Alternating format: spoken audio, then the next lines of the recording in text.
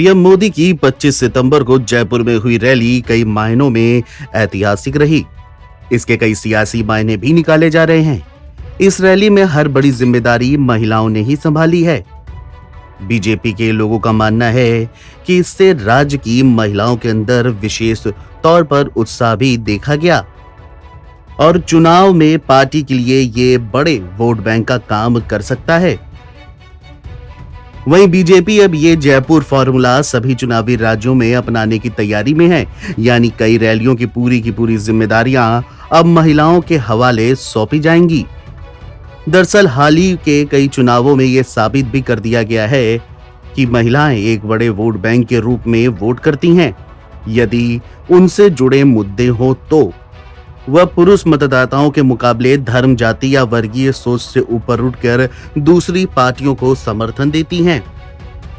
3 तलाक विरोधी कानून लाने के बाद मुस्लिम पुरुषों में मोदी के प्रति नाराजगी देखी गई थी, लेकिन इसके उलट इस विरोध के बाद भी मुस्लिम महिलाओं के बीच मोदी को खूब वोट मिले थे। वहीं जब केंद्र सरकार ने महिलाओं के नाम पर प्रधानमंत्री आवास योजना का लाभ पहुंचाया, उज्ज्वला योजना के जरिए महिलाओं का जीवन आसान किया, तब महिलाओं ने अपने जाति धर्म से हट करके बीजेपी का समर्थन किया था।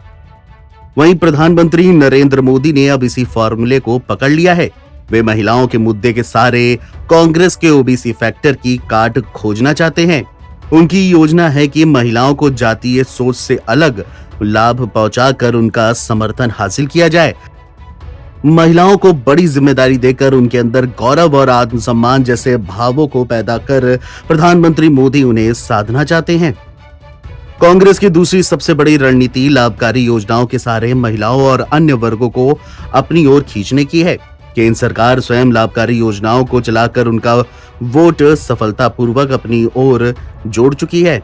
इसका चुनावी लाभ भी उठा चुकी है और यही कारण है कि पीएम मोदी इस तरह महिलाओं को अपने साथ जोड़कर अपनी योजनाओं के प्रति उनमें ज्यादा से ज्यादा भरोसा पैदा करना चाहते हैं।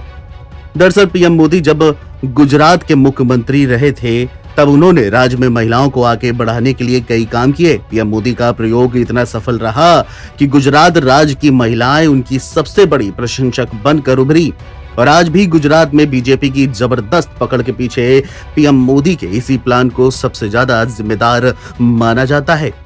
अब पीएम मोदी यही फार्मूला चुनावी राज्यों में लागू करना चाहते हैं।